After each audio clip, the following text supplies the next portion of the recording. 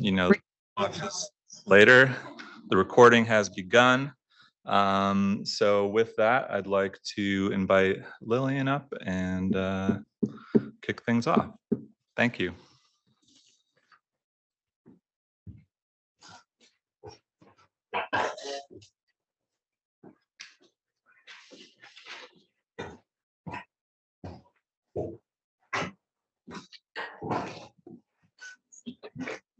Your presentation already open. It's right there. Okay.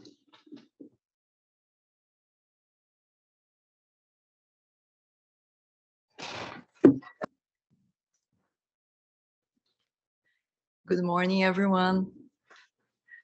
First of all, I'd like to thank Jamie, Denise, Jordan, and Anselm for the invitation to be here with you today. It's such a beautiful day, and it will be a pleasure to share some results of my research on shrinking atoll island states and sovereignty. A research that I started about 10 years ago when they started talking about the issue. So yesterday, we had an approach of international law as a colonizer law. And that view I agree with, but sometimes international law also can be used by ex-colonized countries as an instrument to defend their rights before international courts and also international forums. So in this case of the shrinking atoll island states, they are very successful in using all the international organizations and regional organizations to defend their rights of preserving their statehood, even if they are likely to lose part of their territories. So which countries they are likely to lose part of their territories? We have these atoll island states in the Pacific that are given as examples of territorial disappearances possibility. These examples are given not only by scientists, but also mass media and these atoll island states governments themselves. So why are they likely to disappear? Because the highest points on many of these islands are only a few meters above sea level. So if the degradation of coral reefs and rise in sea levels continues, the consequent severe coastal erosion may force populations to move to elsewhere. So yesterday, we also could listen the presentation on the case of Caribbean islands that also would suffer from sea level rise. But the Caribbean islands situation is a little bit different because most of them are not atoll islands, so they are not likely to have part of their lands disappearing, except from Bahamas. So the major discussion of this topic of the preservation of statehood is concentrated on the Republic of Marshall Islands, Tuvalu, Kiribati, and Solomon Islands. So you have some photos that are published by mass media. For example, this one was published last year that shows the large parts of the village Eita, which has drowned in flooding from the sea in Kiribati. And most of the photos that we find being published by different news websites, they show this problem of having the population suffering from this sea level rise and continuing floods or elevation tides as well, storm surges in this area. However, although most of the publications, they take it for granted that it's going to happen, this disappearance of these islands, there are some natural science researchers that actually demonstrate that some of these islands are not disappearing. So we have a study which was published in 4 years ago by Professor Paul Kench that demonstrates actually that some atoll islands in Tuvalu, despite of the sea level rise, they demonstrated land area increase in 8 of 9 atolls. So that also demonstrates that when you study climate change, it's really important to make the right connection between natural sciences and social sciences discussions, which is extremely difficult. So many of the governments of these countries, they actually didn't enjoy so much this kind of study because it would be against what they had claiming in international fora. So when did it start this discussion of sea level rise and the possibility of disappearance of these islands? So you have here different examples in different years. So the first major conference that dealt with this issue, which would be the first time in the contemporary history that you would find likely of physical disappearance of territory, was in a conference held in 2011 by Columbia University. And this conference was extremely important because it was actually coordinated by Michael Gerard and on request of Marshall Islands diplomats. Because after the International Panel of Climate Change report, IPCC report, which they concluded that some of these islands would lose part of their territories. These nations didn't know how to react, or how would they find funding, or how should they reply to these kind of situations. So they were extremely successful in claiming their rights before international law, because they also asked for help from different organizations and the universities to fight for their rights. So you would say that, okay, that was 11 years ago. So probably this kind of topic is out of fashion already. And the answer is no, because you have different reports that had been published in recent years. For example, we have this conference, which was held by the Liechtenstein Institute of Self-Determination at Princeton University, that says about self-determination and sea level rise discussions. And then after that, you also have the New Zealand government, which brought the same issue before the United Nations Security Council. And most recently, last year, there was a report published by World Bank on the legal dimensions of sea level rise Pacific perspectives. So it's an issue that has been continuously researched on.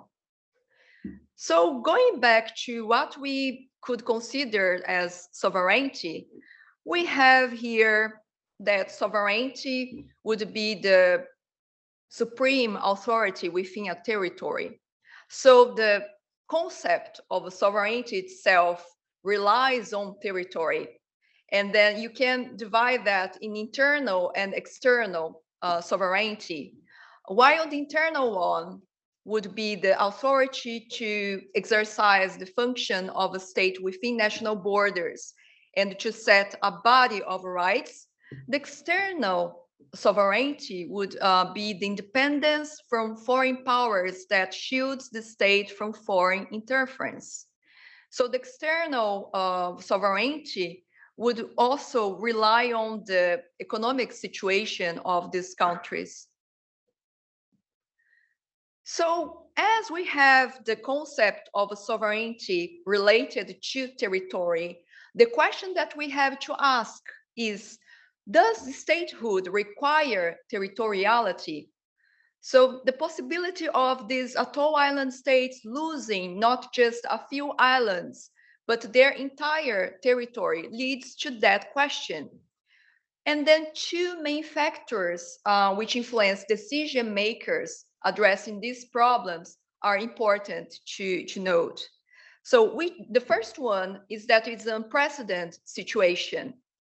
And the second one is the power relations that are determined by the nature of international law. International law actually was created by European states to dominate and to justify their domination in different territories, which were inhabited by non-civilized nations. So would we find a change of a paradigm in international law in this case, which was used an instrument of domination? Would international law also serve to these small island states to defend themselves before this system?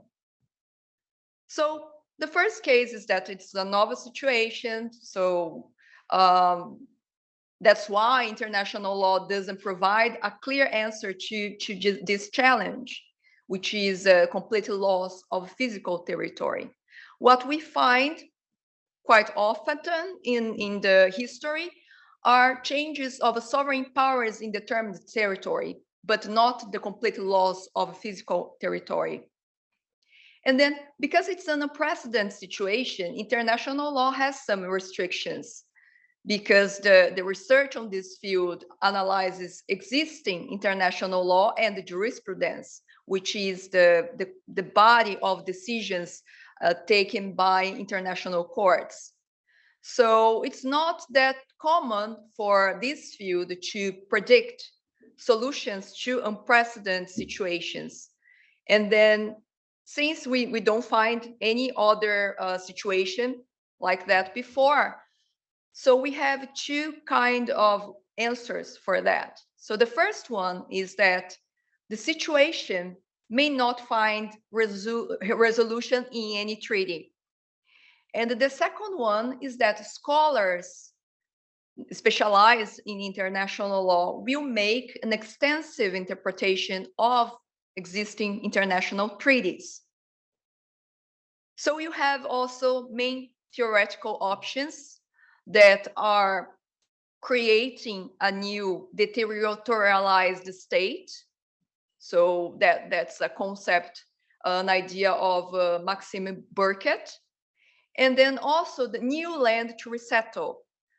That would be the sovereignty relying on territoriality, essentially. And then that's the question that arises.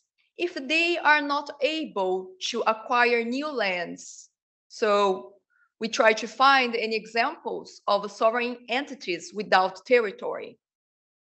And then also we would ask who confers this status of sovereign entities without territory. Another point, another factor which influences these decisions is the power relations in the international community. So although atoll island states, they have a prominent voice within climate change discussions, international law is a creation of European states. So through it, they were able to legitimize their domination in territories inhabited by non-civilized populations. And this principle exists even now in the Statute of the Court of International Justice. They also cites that one of the principles of international law is based on principles of recognized by civilized nations. So that's why advances in the field were triggered by the needs of powerful states. So you have some examples of that problem, even in the topic of the atoll island states, because except from the question of sovereignty, there are many other fields of international law that try to deal with this issue. For instance, migration law in the international treaties. So the other field is law of the seas as well. So in the case of the climate migration or climate displacement, we see in this recent report of the International Displacement Monitoring Center, which was just published, with data of last year, you find 38 million internal displacements last year. And then the numbers of displacement caused by disasters and climate change are much higher than those displacements by conflict and violence. although you have this huge difference between these numbers, 23.7 million people displaced by disasters, you don't find any international treaty that will cover those displaced people. So the only people that are covered by an international treaty protection would be those displaced by conflict and violence, which is the Convention on the Refugee Status, which was created in 1951 after World War II to protect citizens of European countries. So most of these developments that you see in international law, they choose the protected people. And then also another example would be, for instance, that advancements of this topic of climate displacement and climate migration, they have been discussed also in Central America and South America. As an example of this report that we published last year of human mobility in the context of disasters and climate change in Central America. In this consultancy, we could actually do the literature review of what kind of laws in the Central American countries, they also cover this kind of displacement. So the topic they try to develop, actually, they don't find any kind of international protection. So they will rely only on national laws or regional agreements. And then you would ask why then there are not any treaties that protect international displacement caused by climate change and environmental reasons. The reason that developed countries provide are based on the fact that environmental reasons cannot be split from economic reasons. And then if you see the international migration treaties based on economic caused migration, you see that there are not so many countries that they accepted the jurisdiction of this treaty. Because economic reasons, then it's not a good reason to provide protection for displaced people. So that's why they say that an international treaty that would cover environmental migration could not be made. So the following question that we have is, if there are any cases of entities without territory? And how can you find a concept of statehood? We have an international treaty, Montevideo Convention on the Rights and the Duties of States, that sets forth the elements of a state, which are a permanent population, a defined territory, a government, and the capacity to enter into relations with other states. However, some scholars, they put the question that actually the convention was signed only by countries of Western culture in the American continent. So this kind of a treaty cannot be considered as jus cogens, which is obligatory for all the countries. So at the maximum, they would say that it's just a customary law in American states. So you have some examples actually that lack one of these elements. The whole sea, which lacks a permanent population and didn't have territory between 1870 and 1929.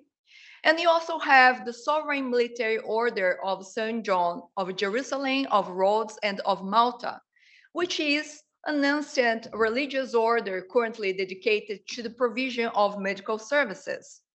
So actually, the sovereign military order was sovereign over islands of Rhodes and then Malta, from where it was ejected by Napoleon in 1798.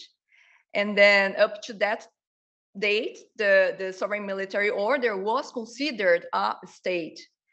Since then, it has still retained some sovereignty under international law, despite no longer being classified as a state. So these are the only two examples that we could find of entities which lack territory. And then we also have the suggestion of Maxine Burkett of a creation of a government framework that would exercise authority over a diffuse people that she calls as ex situ state. But this ex situ state would rely also on the host countries, because then the host countries should provide means for these communities to preserve their history, language, culture, regardless of where they locate to.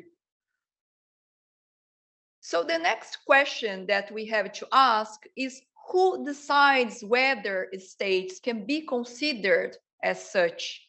We have two main theories: declaratory theory and constitutive theory. Declaratory theory says that recognition is based on a specific criteria, and the determination whether a state exists or not is based on an existing factual situation. So the example that we can provide you is of the Montevideo Convention.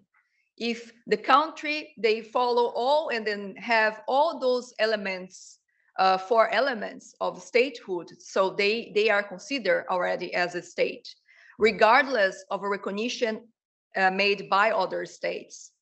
And the second theory, the constitutive theory, says that the entity doesn't automatically obtain the status of state. It depends on the recognition of other states. A majority of international law scholars support the view of the declaratory theory. But both of theories, they have some counter-arguments. So, for example, the declaratory theory fails to recognize that in practice, states don't acquire rights on the international scene until they are recognized. And the constitutive theory doesn't explain why no recognition by others doesn't automatically lead to a state's territory being regarded as terra nullius, which is a doctrine used by colonizers in the past when they invaded the lands of First Nations civilizations. They would consider as terra nullius, so it was right to occupy that land. And then this question also triggered some discussions in the International Law Association, which is a non-profit association created in the 19th century. And they work on the interpretation of international treaties, and they also provide some scholar discussions on contemporary topics. So the International Law Association created a committee on international law and civil level rights, established in 10 years ago. And they took a position that supported stability of international law by endorsing the view that there should be a presumption of continuing statehood in cases where land territory was lost. So, which drives us to the conclusion that states may have a complicated birth, but they don't die easily. So these both theories that I had just mentioned, of declaratory and constitutive theory, they actually refer to the creation and birth of states, not to the continuation of their statehood. So what are the solutions provided by international law for the case of atoll island states? So you have many sorts of solutions that were provided in the last 10 years, and by the creativity of the researchers as well. So you have cession of a territory, construction of artificial islands, construction of structures to provide protection for the coastal areas, and merger with other states. So in theory, construction of artificial islands and construction of structures would actually require a lot of money. So they wouldn't be used in the practical terms by many of these small island states. So what are the actual solutions which were provided by these small island states? The first one is purchase of territory. So actually this kind of a solution was considered as almost impossible to be done by some researchers in the past. So it was a surprise that in 2014, Kiribati purchased land in Fiji's second biggest island of Vanuatu. So the land purchased by Kiribati was home to approximately 500 ethnic Solomon Islanders who are Fijian citizens. And then, as normally we would expect the government to consult the previous inhabitants, that didn't happen in this case. The inhabitants, they didn't know that the land that they were inhabiting would be sold to another country. So they were quite surprised by the result, and they were forced to move away from their previous homes. And then eventually there were sort of a list of problems with these lands. For instance, most of these is formed by steep forested hills, mangrove swamps, which would be unsuitable for agriculture and settlement as well. And then finally, last year, it was announced that this purchased territory would be transformed into a commercial farm to produce food for Kiribati with technical assistance from China. Another way of keeping the sovereignty of these lands would be freezing of maritime baselines. So this solution is based on the application of the United Nations Convention on the Law of the Sea. This convention establishes rules which govern uses of the oceans and their resources in the world. And then baselines represent the line from which the breadth of each of the maritime zones starts to be measured. Naturally, these baselines are ambulatory because it depends on the level of the water. So in general, a sea baseline follows the low water line of a coastal state. So in the case of atoll island states, since there is the possibility of sea level rise, the low water line may move inland. So in consequence, these states would lose their territorial sea. So that would also make the baseline recede, and then atoll island states would suffer loss in their maritime zones. So the solution adopted and suggested by researchers such as David Caron would be to freeze the baselines. So what is this freezing of baselines? Baselines are naturally ambulatory. So they have to be registered and to publish the states, they are obliged to publish their baselines. And then the trick would be to just not update these official charts. So there's going to be a gap between the actual baseline and the baseline which is published in the official charts. And this solution was consecrated last year when the leaders of the Pacific Islands Forum declared their intention that having, in accordance with the UNCLOS, established and notified their maritime zones to the Secretary General of the United Nations, they intend to maintain these zones without reduction, notwithstanding climate change-related sea level rise. So to conclude, we would say that it appears that atoll island states, they can preserve their statehoods by relying on the recognition of other states, even without territory. And then also the other solutions which were chosen by some of these states as the purchase of land made by Kiribati would allow Kiribati to move to Fiji if their lands become submerged.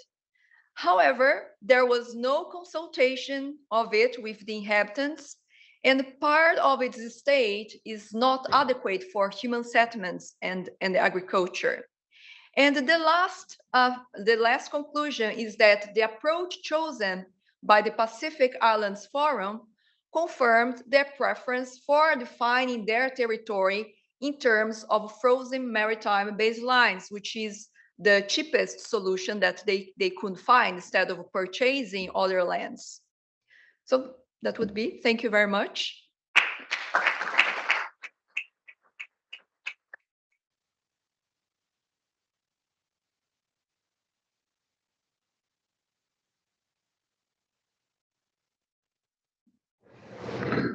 Okay, well, I have this microphone.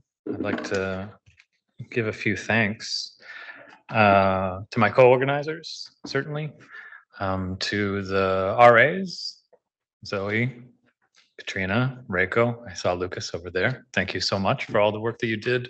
I learned a lot from our conversation, so I appreciate it. To the events staff, Roxanne and Ashley, but also to Tech, Jacob and Alyssa and Alex for making sure everything goes this smoothly. To Leanne Rooney, who's the research office financial officer, who is fantastic at her job and generally a wonderful person to talk to. So I appreciate all her help with this endeavor.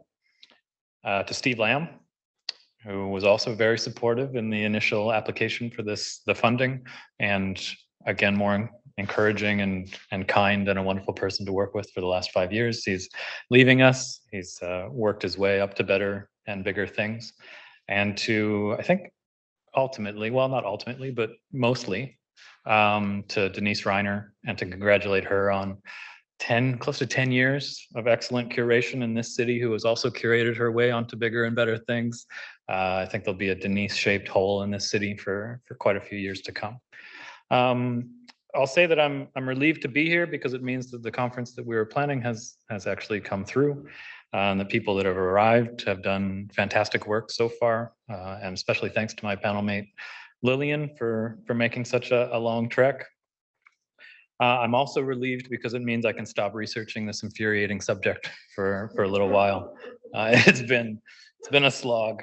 I remember asking Kate Rimmer, who was the former director of the Charles H. Scott Gallery and then the Libby Leschgold Gallery when we moved to this campus, if she was interested in doing something around seasteading, and she quickly and categorically said no. She had done a lot of good work on the ocean in her multi-part project, The Voyage, or 3 Years at Sea, and so she's somebody that I learned a lot from, and I miss her at this school. I think the school also misses her. But today I'm going to talk about the Captain Cooks, to borrow a term from Alice yesterday, who are still around. I'm going to tell a story or a series of adventure capitalism stories that take place on the sea, and hopefully extract from these stories some lessons on how the ocean operates in a contemporary capitalist imaginary. It was implied to me by a co-organizer that there wasn't enough art on this panel. So I've decided to start with my own work, which is something that I did with Brady Cranfield. I'll talk a little bit more about it, but I'll go in chronological order. I think there are 5 examples. But the first example of what I'm talking about is the story of the Republic of Rose Island, built in 1964 on a sandbar just outside of Italy's territorial waters off the coast of Rimini. It fell down in a storm initially, and then it was rebuilt in 1967. It was constructed using advancements in quick drying concrete and a technique developed by its creator and namesake engineer Giorgio Rosa that involved floating pillars out to the site and then sinking them into the seafloor. My collaborator Brady Cranfield and I used this as material for thinking through the notions of freedom, the nation, and loosely the failures of utopian modernisms in an exhibition at ArtSpeak in 2008. There were a couple of things that drew us to it, perhaps the most significant being that in May of 1968, Rosa, using a declaratory method, declared it a sovereign nation and adopted Esperanto as its national language. Another was that quickly after declaring itself a nation, I think it took a couple of weeks, the platform, despite being in international waters, was occupied by Italian police, and the platform was exploded by the Italian government in 1969. The currency of the platform was initially postage stamps. Here's one under Italian occupation, and another marking the explosion, a commemorative set. The Italian state accused Giorgio Rosa of planning to circumvent taxes by selling fuels and services to tourists, which is true, and a theme that I'll return to. Engineer Rosa, when asked if he would ever rebuild the structure, said, "No, this country is all mafia." In this, my second adventure story is less capitalist, but it's linked. This is what we paired the Republic of Rose Island with, but it has to do with this fella who is Robert Smithson and his ill-conceived and thankfully ill-fated island of broken glass. from 1969 to 1970. Here he is standing on Miami Islet in the Salish Sea. So there's a local context just off the coast of what is currently known as Ladysmith, on the just off the coast of what is currently known as Vancouver Island. And this was the project we paired with the Republic of Rose Island to think through how islands function in a utopian imaginary. Smithson's proposed a project where he would ship 10 tons of glass to this small rocky islet and then smash it, turning a barren island or islet into a shimmering beacon. With the Vancouver gallerist Douglas Christmas, they received permission from the provincial minister of lands, forests, and water resources, and were in the process of shipping the glass from California when news reached the residents of BC, who protested the work on nationalist terms. How dare you cede this territory to an American, no less, as well as conservationist and ecological terms, because Miami Islet is a resting spot for seals and seabirds who would be displaced and potentially harmed by the broken glass. So the permission for the piece was pulled, and Smithson wrote a rage-filled letter lamenting how limited the protesters' imaginations were for stifling his genius. It's an embarrassing letter. Brady and I tried to connect Rosa and Smithson's rhetoric of freedom and autonomy to the real estate market in Vancouver, modeling our exhibition after one of the many condo showrooms that littered the city at the time. I don't think we worked too well. We're in a theater named after a property development company. Our lunch is going to be served in a room named after a condo king. So we still have work to do, I think. Third, this is the Freedom Ship, a floating gated community that in its initial proposal in the mid-1990s claimed it would have the capacity to support 100,000 wealthy full-time residents living, working, and playing on deck. Undoubtedly a tax-dodging scheme, though the organizers of this project were clear to point out that the residents might still be required to pay tax in their home nations, wink, wink. They stopped short of making the claim that it will function like a nation, like Rosa's plan, or that the short-lived Republic of Minerva, where a group of investors attempted to claim a sandy atoll in the South Pacific as a new state before the military of Tonga arrived and forced them to abandon the site in the 1970s. Despite promising a life free of terrestrial impediments, though, the Freedom Ship did cast its imperial shadow on actual land. The government of Honduras was convinced to manufacture the ship, and in order to build a suitable facility, decided to usurp territory that belonged to the Garifuna people on the northern coast. They got around the Garifuna's legal title to the land by citing the emergency powers of the War on Terror in the early 2000s, in case anyone was in doubt about whose freedom the Freedom Ship actually represents. The funding for the ship fell through before the construction of the ship actually materialized. My fourth example involves a book that was published in 2017, the complete title of which is Seasteading: How Floating Nations Will Restore the Environment, Enrich the Poor, Cure the Sick, and Liberate Humanity from Politicians. So here we come back to nations, not just pleasure ships, though the authors only really imagine seasteads at the scale of small towns or cities and don't address nationhood beyond claiming that governments should compete for citizens. The book is co-written by journalist Joe Quirk, a self-described sea evangelist and current head of the Seasteading Institute, and Patrick Friedman, founder of the Seasteading Institute, former Google programmer, and grandson of the American neoliberal economist Milton Friedman. The book is part proposal, part preemptive defense, part collection of bad water puns, civilization, aquapreneurs, citizens, and almost wholly a rehash of neoliberal arguments about rational agents, efficient markets, the universal benefits of competition, and the primacy of the individual as political actor. The Seasteading Institute was founded in 2008 after Patrick Friedman had a conversation with the wealth-accumulating American libertarian Peter Thiel and convinced him that democracy needs a reboot. As they describe in their text, quote, "After years of contemplating the laws for governance while writing code as an employee at Google, Patry was able to describe to Peter why law is code and why government is in principle an information technology, which means that governance can progress to serve humanity with unimaginable Silicon Valley speed if only subject if only subjected to fluid market competition among anyone empowered to innovate, Peter was sold, end quote. Thiel, who made his money as a co-founder of PayPal, which was initially imagined as a way to help circumvent tax reporting, and then as an early investor in Facebook, funded the Seasteading Institute with an initial grant of $500,000 American. This led to further fundraising and an expanded interest in seasteading and a series of attempts to market their idea of, quote, startup societies to investors. The Seasteading Institute managed to convince the government of Tahiti to agree to host a seastead by promising them both a boon to their local economy, rich people will move there, as well as a potential solution to rising sea levels for those that can afford it, I suppose. This image is one of the designs they came up with, and it's from an article in an English language newspaper from Malaysia, the New Straits Times, entitled "Colonizing the Seas," in case anyone was in doubt. The contract was canceled when the Tahitian people found out about it, having fallen for these types of promises before, I imagine.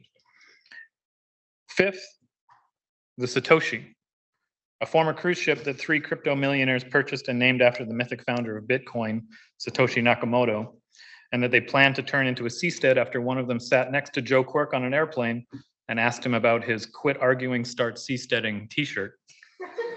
They purchased the ship around the time of the collapse of the cruise ship industry during COVID and planned to rent out the cabins to people who are interested in working remotely, I guess, from the luxury of a 30-year-old cruise ship anchored off the coast of Panama. The aim was to create a community of like-minded libertarian cyber currency devotees who could keep everything they earn without having to pay taxes to support any national centralized economy. This underlying suspicion of terrestrial governing structures and an enthusiastic embrace of the computational logistics of markets is at the root of the majority of the projects proposed and supported by the Seasteading Institute. In his discussion of the Freedom Ship in Mike Davis's Evil Paradises, Dream Worlds of Neoliberalism, China Miéville, the novelist, sums up this kind of thinking as, quote, a lunatic syllogism. I dislike the state is made of land, therefore I dislike the land, end quote. So the Satoshi's project was doomed for a variety of reasons, but there are a few that will speak specifically to the fantasy of ocean as free space. The first is that, as I imagine them gazing at the sea from their luxury land-based balconies, the founders projected their fantasy onto the sea as an unregulated paradise, as yet unclaimed only because no startup entrepreneur had figured out how to settle it. This is the gaze that is incapable of seeing the ocean, but only the space above it. The Satoshi's creators assumed that anchoring just off the coast of Panama, whose internet infrastructure they would need to continue their virtual speculative financial endeavors, wouldn't be an issue, but quickly realized that Panama's coastal waters had laws preventing the dumping of sewage, treated or not. The Satoshi would need to travel further out to sea every 3 weeks or so, which would require a much larger operating cost. Similarly, just in order to operate the ship, they would require insurance and a series of permissions to travel across oceans, regardless of whichever flag of convenience they opted to sail under. And then finally, they were asking wealthy people to leave their homes and resettle into cruise ship cabins that lacked basic kitchen facilities. So it was a bad idea, like the others I've cited, and it failed.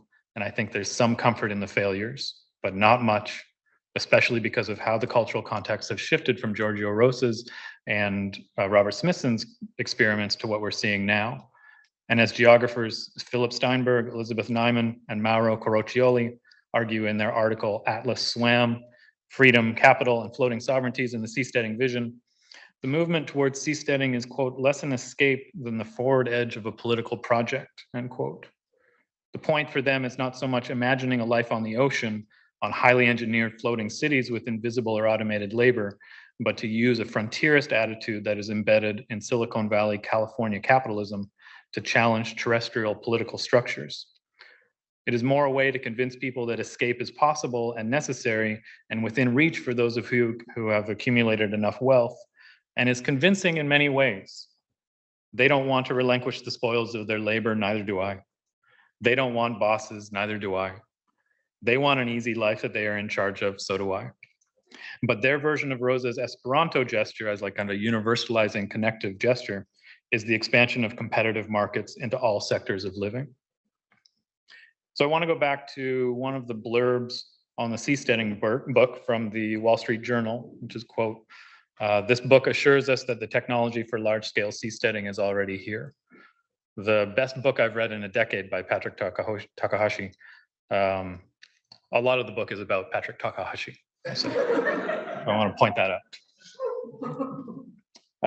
So this book assures us that the technology for large-scale seasteading is already here. So that's true, but maybe not in the way that the journalist meant it. It's not that people have finally figured out how to float. The technologies that make seasteading attractive to a swath of the global population are the socio-political technologies of our long neoliberal moment. They're not the new materials and techniques for building giant ships or the containerization that has energized globalization and weakened the global maritime port labor unions, though those have had some influence. When I talk about which technologies produce the capacity to look out at the ocean and imagine a space for sale, a space for more primitive accumulation through a startup ethos, it's not the physical material feats of engineering that stand out. Those haven't advanced all that far from Giorgio Rosa's quick-drying, self-anchoring concrete pillars. And it's not even the technology of the market that determines the seasteader's fervor for the ocean as a space of commerce. Apele Haofa talks about the effect of this European-American trade-based understanding of oceans on his own understanding of his peoples, their histories, and their spaces in our Sea of Islands, where he narrates his own escape from a way of understanding the ocean as something that separates rather than joins in relation. The idea of the ocean as a commercial no place continues to dominate global discourse, and it has been in place since Hugo Grotius penned his pamphlet Mare Liberum in the early 17th century as a defense of the Dutch East India Company's right to trade among Spanish and Portuguese colonial interests in Southeast Asia. So the sea's relation to mercantile capitalism has been present for centuries, and the doctrine of Mare Liberum still holds that states can claim ownership of coastal waters that they are willing to patrol, but everything outside of that is a free space. And the legal scholars might have something a little more nuanced to say about that, but I think it's generally accurate. In the past 50 years, we have seen the development of exclusive economic zones or special economic zones that have extended states' territorial reach and resources in ways that have diminished the ocean as a site for commonly held wealth, and powerful nations through international treaties that include the United Nations Convention of the Law of the Sea have challenged and impeded the sharing of resources in ways that would seek to address uneven development on a global scale. But I want to make the argument that the most important technologies for understanding seasteading and its champions' postures towards the ocean more generally are the neoliberal technologies of the self. So by this, I mean a series of intersecting beliefs that all rely on a fundamental belief in self-ownership, and that the integrity of the self holds primacy over any other obligation or social relation. Now, this belief is at the foundation of a wider push to embrace entrepreneurialism as a general good, and is rooted in an Austrian school economics that turns a blind eye to the legacies of colonialism or colonization or history at all, and is suspicious of the capacity for any social body to organize beyond the level of the nuclear family. This is why it was such an odd experience reading Seasteading alongside Liam Campling and Alejandro Colás's excellent Capitalism in the Sea, which is a material history of capitalism's relation to the sea and one that foregrounds labor and uneven development. Patry Friedman, who has seemingly fully absorbed his grandfather's economic ideas around choice and markets, it's not an accident that he was a coder at Google. And Joe Quirk both write from the perspective of California having reached the terrestrial horizon of manifest destiny and feeling the imperial urge to invent new territory to claim. And is the same hegemonic attachment to cultures of property that Lee Maracle expresses her frustrations with near the end of her essay Water, where she talks about her understanding of the Ojibwe concept of humbling oneself to water, which she gets from Herb Nabagon, and which I get from her essay, which was in Rita Wong's excellent downstream reimagining water anthology that she edited with Dorothy Christian. And I don't know if Rita knows this or not, but I consider her, she's not that much older than me, but she is one of my elders. And I listen to everything she says and admire the work that she's done and value it, both in this institution and I think also outside of it. But in this essay, Maracle talks about the degradation of the waters of Snout, which is basically where we're standing right now and where the waters will be again, as we mentioned yesterday. She talks about the degradation of the waters of Snout that she has witnessed since she was a child, and her frustration at how difficult it has proven to convince people that we can't own water because water owns itself. And this is something that Rita was talking about in her response yesterday. She writes about a friend who forwarded an email to her that included the line, "The water belongs to everyone," thinking that it would resonate with Miracle. Disappointedly, Miracle writes, quote, "I've been saying this for over 40 years. No, the water belongs to itself," end quote. And I think it's this shift away from the notion of a commons where ownership is shared to a set of relations where ownership is unthinkable that we need to foster more generally, not just in relation to water. I was relieved when I heard about the rivers in New Zealand, India, and Quebec that were granted legal personhood status, but I recognize that that relief is also obscene, and I think obscene reliefs might be a different conference. It's obscene because it relies on and reproduces a primarily British legal structure that presumes and reproduces ownership. That is the structure rooted in cadastral maps, in unequal trade relations, in conquest, in markets and their social analogs that remains our challenge to think outside of in order that we might find different freedoms in new and expanded obligations and relations. So, thank you. So I'm going to play Charmaine's talk. Hello, everyone. My name is Charmaine Chua. I am an assistant professor of global studies at the University of California, Santa Barbara, and I'm joining you via a recorded presentation today because I'm unfortunately unable to either Zoom in or join you in person. But I wanted to thank Jamie Hilder so much for organizing this conference alongside the many other people who made it happen, and I hope you're all having an amazing time in Canada. So what I'd like to do today is propose a set of arguments that are coming out of the research that I'm currently doing for the book I'm writing called Logistics Leviathan, Counter-Revolution and the Trans-Pacific Empire of Capital. What I've been thinking through the last few years is how it is that we have come to inherit a world where logistics seems to have replicated itself in the same forms across what used to be radically different spaces, in ways that have rendered diverse histories of space, time, and subjectivity into similar logics of modularity and optimization. And how a different historical account of this story might open up spaces for understanding alternative economies of organization that might have been possible. In 2014, in the port of Long Beach, I boarded an 8,100 TEU evergreen container ship. TEUs are the 20-foot equivalent units which measure a container, on which I lived and worked for 2 months as it traveled between LA, up the West Coast, and across the Pacific to 4 ports in China. Once in the forecastle and in my cabin, I stood and looked out of the window for a while. There is something both terrifying and beguiling about the seeming smoothness of the logistical machine. There's an uncanny beauty to the monstrosity of its technological sublime. From my window, I watched dockers sitting atop their towering cranes, moving in unison back and forth across the ship's hull, picking and unloading containers every 40 seconds or so. And containers in modular form fanned into the distance, 18 rows up the ship and far more into the yards and the hinterland below. In the distance rose the smokestacks of refineries and glue and battery manufacturers. And beyond that, the hinterland leading to the warehouses, the planned space of logistics empire stretching far into the distance, both inland and across the sea. Standing in the forecastle of the ship, logistics looks like a complete picture of itself. What you're looking at in the picture could be Los Angeles, but it could also be Shanghai or Rotterdam, or even these days, Cuba. And what occurred to me as I stood there watching in awe is that the monstrosity of the logistical landscape, the mammoth reach of its tentacles, was inherent from the very moment of its intervention.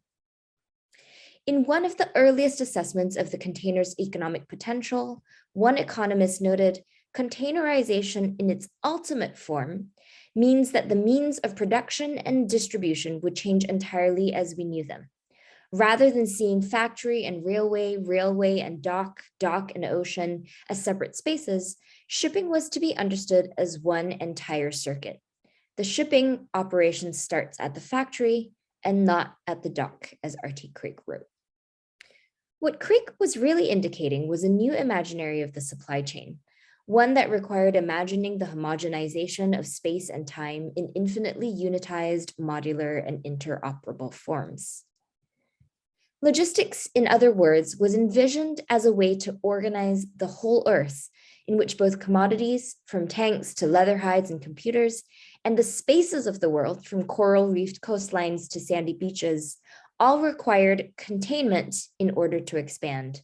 Reefs were blown up, sand dredged once a year from the seabed, all to make space through which containerization and the forms of social containment it also required to expand. So my first argument for my book and also for this presentation is that logistics from its very inception has always presupposed its own eventual completion. It was envisioned as an extensive and invasive project to replicate itself across the whole Earth. So I've been in London for the past 6 weeks in the archive, trying to understand how experiments with this kind of logistical expansion emerged at the same time that the Third World was roiling with unrest and demands for decolonization. What I want to suggest today is, even as logistics presupposes its own kind of totalizing fantasy, that many of the stories that we currently have about containerization tell this story of its totalization as if it is already a settled fact from the moment of the birth of the container. Malcolm McLean wakes up, draws a box, makes a box, and poof, logistics. This magical story is often told in two ways. It is told either as a logistics revolution, as it has come to be known, as the result of objective developments in technological progress, the result of successive experiments with unitization and innovation. Or second, even in critical Marxist accounts, it is told as a story of capital finding ways to expand its relations of reproduction amidst a falling profit rate and profitability crisis in the 1960s, where capital in this kind of narration appears as an autonomous subject, reaching its own inherent contradictions through the tendency for the profit rate to fall, rather than as a social relation, structured in and through struggle. So the story I want to tell today really tries to mess up this picture of logistics as a totalizing fantasy by trying to trace the story of logistics' rise as a story about imperial anxieties over the threat, the so-called threat, that decolonization posed to the capitalist economy in the 1960s, precisely when logistics rose.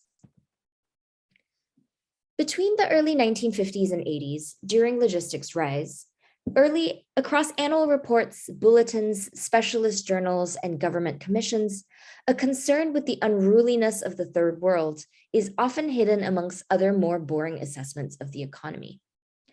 This, for example, is a casualties page from the Daily Lloyd's List, which lists, as you can see in the marine section, many ships that whose hulls have been damaged either due to different kinds of shipping disasters, but also in a hidden corner, lists under miscellaneous labor disputes and political disputes that fold the question of industrial unrest and political struggle into actuarial assessments of the loss-making and risk-taking assessments of shipping companies.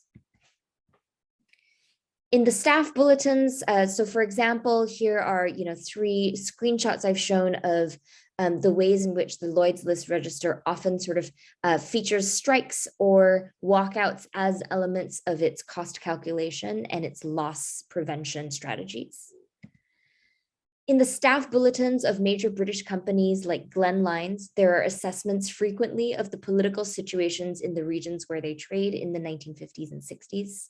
One report on Southeast Asia, such as the one screenshotted here, for example, reassures staff that the transitional government in Singapore in 1956 will not rush British withdrawal without securing British economic interests, and that the docile population appears ready to accept these conditions. Or in another story, it celebrates that the communist Malayan emergency is de-escalating as communists gradually turn from violence to infiltration, proceeding shortly after to assess what that sort of cessation of communist threats means for the profits of Glen Lines. Meanwhile, annual reports of the Ocean Steamship Company frequently assess profit losses not only in terms of monetary loss, but man days lost due to strikes. And the Liverpool Shipowners Association often demanded increased police presence in response to frequent pilferage in the ports of Indonesia and elsewhere, complaining that the police were so busy quelling riots in the colonies that they did not have enough personnel to protect cargo in the port. These assessments factored into profit projections about which ports to invest in, how to reroute flows around stoppages, and how to revise actuarial assessments in order to account for the high risk potential of so-called unruly ports. So if we take these accounts, which were rampant in the 1950s and 60s as logistics started to rise, we start to see a picture in which the logistical revolution is not just an objective technological innovation, nor instigated by a profitability crisis alone, but rather was waged as a response to the threat of both the increased bargaining power of labor in the global north and the emergence of a third worldist internationalism in the global south. My second proposition then is that what we have come to know as the logistics revolution, as Deborah Cohen has sort of famously traced in her wonderful book, The Deadly Life of Logistics, was not really a revolution at all. It is rather, I want to propose, more accurate to think of it as a logistics counter-revolution. And here I take the term counter-revolution from Paulo Virno's conception of it, in which he calls counter-revolution a mode that reinterprets the conditions that would make imaginable the abolition of waged labor and reduces those conditions to profitable, productive forces. What I want to argue today is that the so-called logistics revolution paved the way for not really a technological system of progress, but actually a demobilization and defanging of terrains of internationalist social struggle. And I think it's important to understand counter-revolution this way because it reveals that imperialism is always a reactive force. It emerges in and is relationally positioned in response to decolonial sovereignties and the alternative possibilities that it proposed. And in this way, thinking about it as a counter-revolution requires that we have to rely on a kind of implicit recognition of the underlying and already existing systems of decolonial power that responded to a previous phase of imperialism and then has to reassert itself as a new phase of imperialism in a different form. And so the point to underscore here is that as empires were leaving, or as formal colonization was coming to an end in the so-called third worlds, what logistics really did was re-envision economic imperialism in a new form.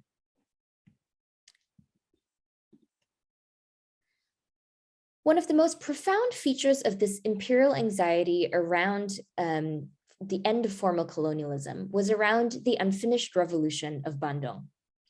A year before Malcolm McLean innovated the shipping container in 1955, 29 newly decolonized Asian and African states, representing 54% of the world's population, met in Bandung, Indonesia. They came together to build the third world, not as a place, as Vijay Prashad has famously put it, but as a political project, one that sought to promote Asian, Afro-Asian economic and cultural cooperation, and to oppose the dependency that colonialism had wrenched from them. At the center of their demands was the argument that economies had been damaged by colonial histories that rendered them producers of raw material or sources of cheap labor, supplying the cotton, timber, or enslaved or chattel labor for capital accumulation to proceed in the global north. And so at the center of their demands, the demands of the Third Worldist Conference of Bandung, was a recognition that neocolonialism had granted the colonies political freedom only to wrest domination back through economic means. Writing in 1967, for example, Fanon argued that the granting of national independence would only be a nominal form of sovereignty, because in doing so, it would wring from the colonies an economic dependence. So for the third world, and I use that term sort of specifically in terms of how it was referred to as such during this project, combating the internationalist capitalist control of the market would require linking the politics of the economy and the economics of politics in tandem rather than to see them as separate projects. Economic development for them was not simply a project of raising standards of living or achieving the kind of technical indices of development, such as with rising GDPs, but it was a political project that regarded political freedom as something that would only be meaningful if it could be achieved with economic self-determination at the same time. Central to the priorities of the third worldist economies after the first meeting in Bandung in 1955 then were to build economic cooperation, stabilize commodity trade and international prices, diversify export trade, seek to reduce shipping freight rates, and multilateral South-South agreements as methods of what they saw as reparative decolonial finance. Many of these methods converged around supporting an import substitution industrialization method, first theorized and forwarded most prominently by the Mexican economist Raul Prebisch beginning in 1949. ISI advocated replacing foreign imports with domestic production to shore up the nationalization of industry as a development method. But although ISI and the question of raising commodity prices has been well remarked on by development economists, shipping is often a kind of sleeper that has sort of slipped out of focus. But many of the post-colonies saw shipping as a crucial conduit through which nationalized industry could see itself produced not only for domestic consumption, but could then use the remaining supplies for South-South export to the tricontinent. Since the third world could not develop national shipping industries during the colonial period, low freight rates, they argued, were crucial to the platform of South-South economic exchange because the cost of shipping at the time was so high that it detracted from the total profits made from production. Indeed, in neocolonialism, the last stage of imperialism, Kwame Nkrumah called shipping the invisible trades that furnished Western economies with a means of economic penetration, arguing that Western economies between 1951 and 61 increased shipping rates some 5 times in a total rise of 60%, rendering Asia, Africa, and Latin America unable to gain economic self-determination because the metropole owned over 90% of world ocean shipping. I'm just going to raise one quick example of what happened in the midst of these demands. In 1965, as part of its economic stabilization program, Indonesia began to nationalize British industries across the country, starting first with plantations in agricultural areas such as in rubber and palm oil industries, but moving quickly to trading and shipping companies, which the state regarded as a crucial linchpin in the circulation of the economy. So in 1965, in January, delivered through a single letter from the Indonesian Republic, Blue Funnel Lines, a subsidiary of the British-owned Ocean Steam Shipping Company, was informed that its wharf properties and offices now belonged to the Indonesian state and that it could not operate independently without an Indonesian supervisor. All foreign shipping lines arriving at Indonesian ports had to appoint a national shipping company henceforth as a general agent. Now, this was an unimaginable slight, not only to the shipping companies themselves, but to the British state, who began a counterinsurgent operation immediately. The ocean director, J.L. Alexander, wrote to his colleagues a long rant about the bestiality of the Indonesians against the British, protesting what he called their expropriations, even though the British were the original expropriators themselves. And emergency shareholder meetings gathered to figure out how to reroute profit around what they called the threat of nationalization in the colonies, which they also regarded as a communist ploy waged under the influence of the Soviet Union. So the solution to what these firms took to be the threat of the so-called Third Worldist project of economic self-determination was, in a story that is not often told, was containerization. Shortly after the Indonesian seizures in 1965, ocean shipping, which was already sort of buckling under the weight of low profits in its Far East trade, began to cooperate with a larger consortia of major shipping companies in Britain, including P&O, Ocean Steam Shipping Company, and a couple of other lines. And what they decided to do was build containerization, which they recognized came at such a high capital cost that the national shipping lines in the colonies would not be able to compete with. And so containerization is often told as a story of the kind of unitization and rationalization of these shipping forms in order to lower costs. But also it was a way to bypass the low cost and unruly nationalized economies of Africa and Southeast Asia, who they saw as threatening to the profit margins of their steam shipping trades.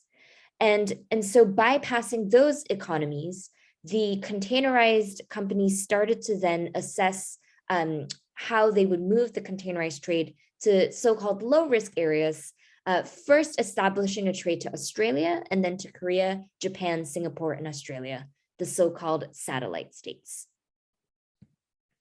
And I should mention also that OCL containerization was often quite explicitly seen as a strike-breaking tool, as you know, sort of explicitly depicted in this cartoon where police officers are waiting to unload out of a container into the docks in order to quell industrial disputes that were sort of rife in 1968, between 1965 to 1968. So I will just sort of end here by saying that by the end of 1969, 1 million tons of cargo in 36,000 containers had been handled at opposite ends of the world. And ocean container lines had, together with this consortium, begun to operate weekly services to Australia, in which their imagination of containerization was indeed a way to sort of organize the whole Earth. Writing, for example, Carrie St. John, OCL's first commercial director, said, "We created the ships and terminals, the cranes and the forklifts, the straddle carriers, the rail contracts, the road contracts, the container bases, the documents, the computers, and the new commercial procedures, and everything that goes into making what is now commonly accepted as through transportation." So what I want to underscore is that rather than allow for the visions of South-South exchange to take root, the development of logistics effectively enabled corporations in the global South to disperse the supply chain more quickly and efficiently across the globe by raising shipping and freight costs while simultaneously controlling intellectual property rights that govern the development of logistical innovations and technologies. For the global North, the commodity chain could have been a risk. Vijay Prashad writes that as the Third World Project arose, state governments pursuing ISI often used nationalization to seize factories built by private capital on its territory. The West's control of logistical technologies and its command of long-distance trade then was a way to demobilize the project of nationalization by exercising control over the end-to-end supply chain. If a post-colonial state nationalized a factory, the global totalization of logistics made sure that this nationalization would not constitute as fundamental a threat to the supply chains of global capital, because that nationalized factory would not be able to control the entire production process. It would only be able to do so as a single node within a much larger and fragmented supply chain that was vertically integrated in a way that, you know, the rubber tires that you produced were only one part of a much larger kind of friction management system in which those tires are part of a larger scheme in which the factory has now been stretched across the world so that the automobile is assembled in 10 different countries.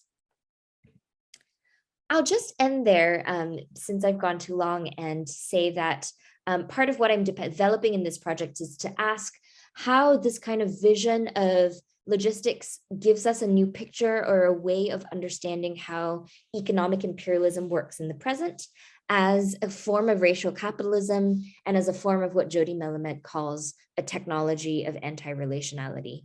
And I wish that I was there to answer questions and be in conversation during the Q&A. But thank you so much for your time and have a great day.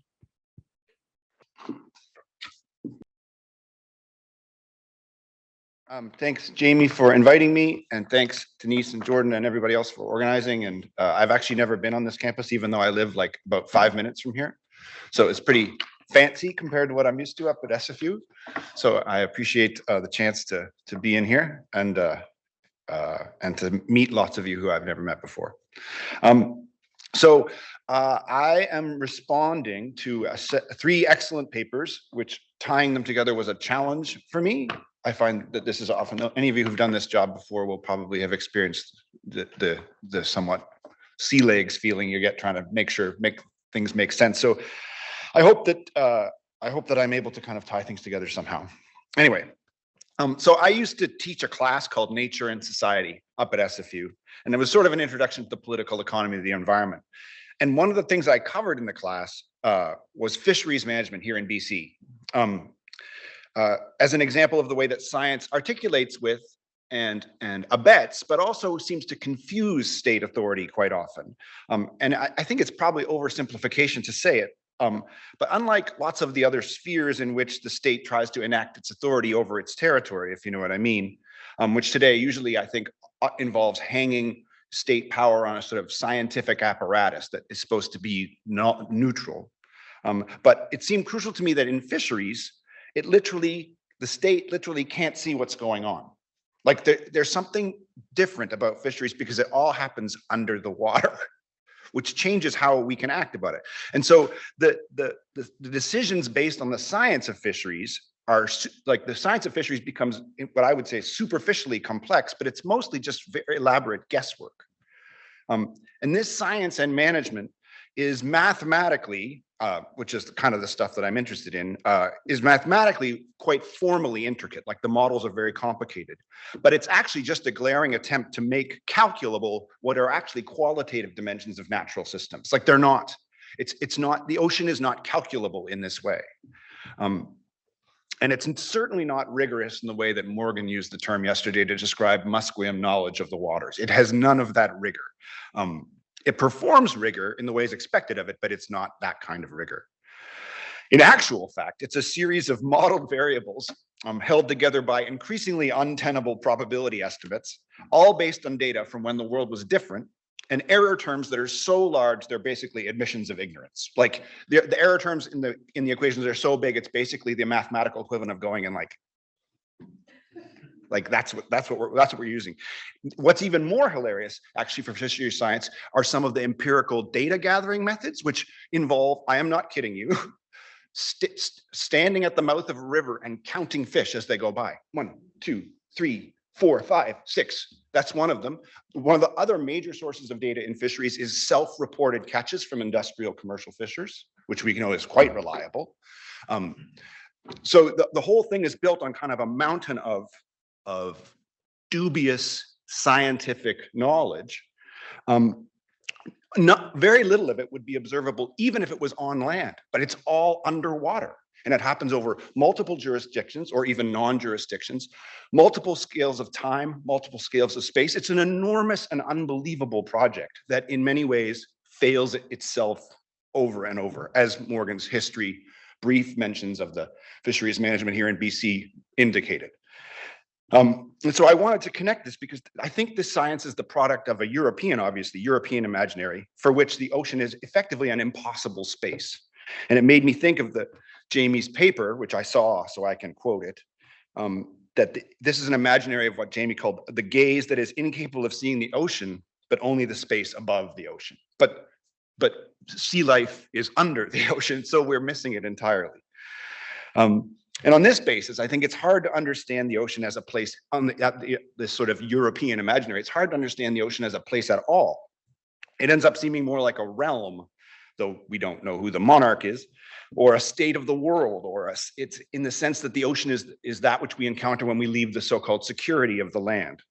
Now, we know that insofar as it is the connection between the lands of the world that we call our home, that the ocean too, I suppose, is supposed to be our home, but then it is also so obviously unlike the rest of our home. And it does not seem so welcoming.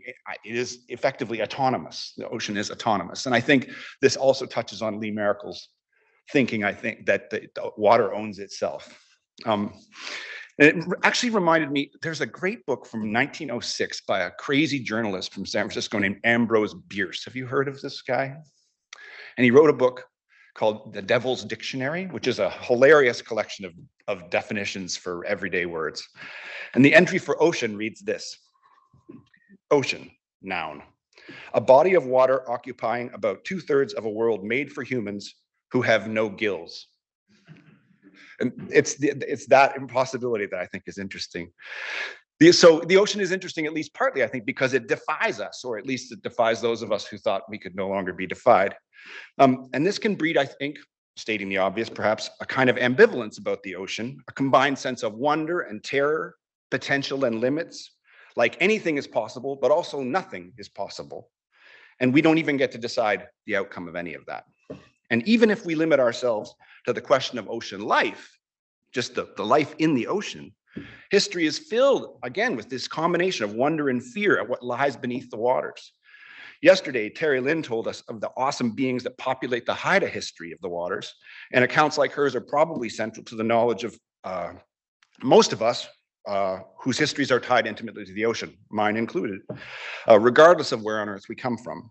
And they are neither more nor less mystical than any others. And in fact, listening to Terry Lynn yesterday made me think that if you want oceanic, because I don't know if you remember from yesterday, but Morgan mentioned that one of the things he doesn't like about the way that sometimes we narrate indigenous knowledge is that it sounds like mysticism.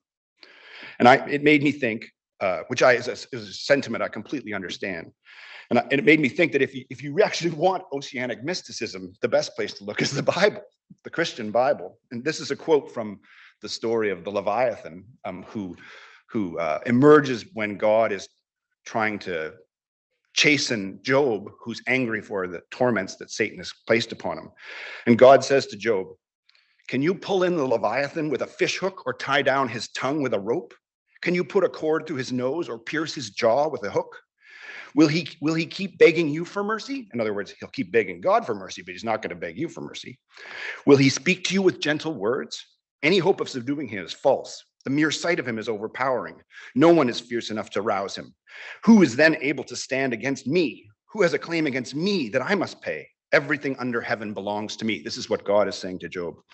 "On earth, Leviathan has no equal, a creature without fear. He looks down on all that are haughty. He is king of all that are proud." The Haida stories seem much less mystical to me than that in the bad sense of the word. And while this terror has in some cases proven well-founded, of course, of the ocean, feeling lost at sea, tsunamis, shipwrecks, the ocean is quite terrifying at times. So too, of course, has the wonder of the ocean filled most of us, both in the histories that make sense of our worlds, but also in the life that we can't see and mostly actually still can't. And here's just it's perhaps a longer quote than I should have picked, from a great book called The Book of Barely Imagined Beings by a guy named Casper Henderson. And it's a series of reflections on these animals that you could hardly believe exist, but really do exist. Anyway, I strongly recommend it. And he says, "Only quite recently have we gone from seeing the ocean as peripheral to beginning to understand that it plays a central role in the Earth system, including its climate and biodiversity, and so in our fate. And only recently have we begun to learn that the seas are rich with real rather than mythical beings that are strange and sometimes delightful in ways we never could have imagined.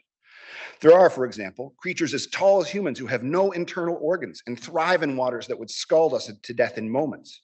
And there is a vast world of cold darkness in which almost all creatures glow with light. Or that there are intelligent, aware animals that can squeeze their bodies through a space the width of one of their eyeballs." Amazing. Now, if our imaginations can sometimes seem totally inadequate before the ocean, our politics, I would suggest, often prove no more resilient, maybe even less so. Sovereignty itself, which we might think of as the political foundation of the modern nation state, epitomizes these failures. When we look at these presentations, we can see on the one hand in Lilian's, we have the story of an attempt to preserve a landscape or seascape of sovereignty as it disappears with the force of the ocean. On another hand, we have Jamie's, which is an attempt to construct the sovereignty where it never was in an ocean that's unwilling to accept it. And then finally with Charmaine, we have an attempt to extend sovereignty via the ocean from across lands, and violent and ultimately usually failed ways. And I think in the gap, or perhaps the intersection between the three, we find what I would describe as a sort of capitalist desperation, a plea for order on the ocean where there is often none. And in that sense, I think some of the lunatics that Jamie referenced, the lunatic syllogism, they're crazy, but they're right about one thing, I think, which is that the ocean breaks all the rules, or at least it seems like it could. And the sea is effectively laughing at sovereignty. It literally washes it away. And it's sort of not very, it's a very heavy-handed metaphor. And I think, of course, this has some terrible repercussions, like the disappearances that Lilian's talking about, with the rise of sea level, or the way that the oceans have abetted the destruction of non-capitalist societies by providing, or at least seeming to provide, a smooth surface for colonial capital accumulation over the centuries, even on the 2/3 of the planet for which we have no gills. Yet I also like to think that it has some very powerful, hopeful, and eventually meaningful repercussions, this unruliness. That though this might be a product perhaps of my own naive optimism, but it seems to me possible that the challenges to sovereignty open up possibilities. The oceans isolate, but they also obviously connect. They set things apart, but they also pull them together. And the oceans are often, and I think we forget, full of mercy for us. They bring people across oceans to other lands. And some of the possibilities of these things are, as I said, quite devastating. But one of the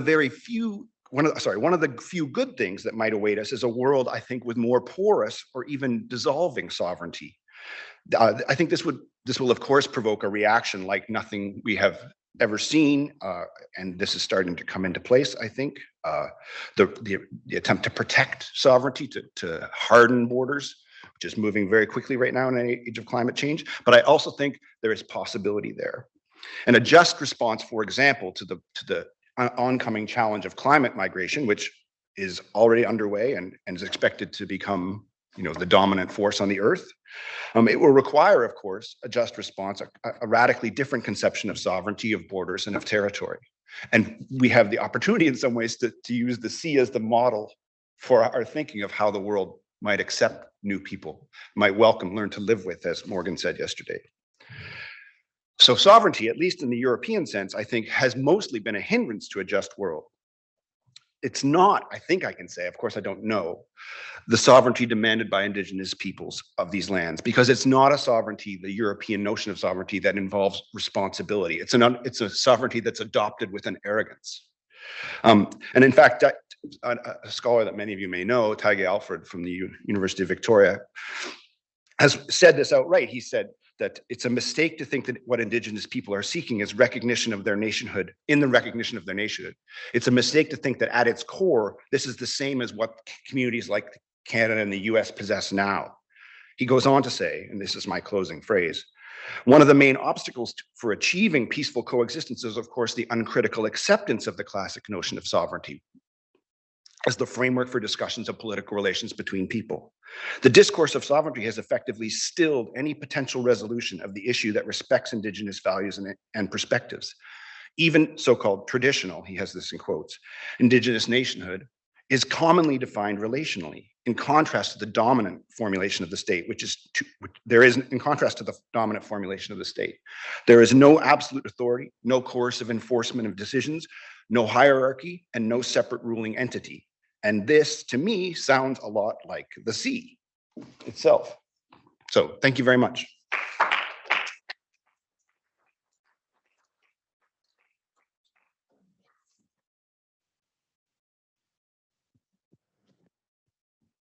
Yeah, thanks, Geoff. And thanks, Lilian. I've noted that we started 15 minutes late and we've gone 5 minutes over. So I think we're already into our lunch hour. And I think given Denise. Oh, I just have a comment from Rita, one of our respondents from yesterday. And Rita just mentions the Pacific Ocean is the real boss, as Fred Wall writes. Nice. Thanks to Rita. Thanks, Denise. But I was just going to say that since we're such a small number, that maybe this post-panel conversation can happen among ourselves over lunch instead of kind of going further into time and pushing the program further back. But I just want to really thank Geoff and Charmaine and Absentia and Lilian for kind of bringing this idea of the various models and legacies of structures that we view the ocean and think the ocean through. And I think in combination with the first panel yesterday, gives us some motivations for rethinking those models in radical ways. So thanks again. The lunch is served in Rennie Hall. There's a box for all the participants. And for the rest of you, I think we'll start again, hopefully around 1:15, maybe, optimistically. Thanks again.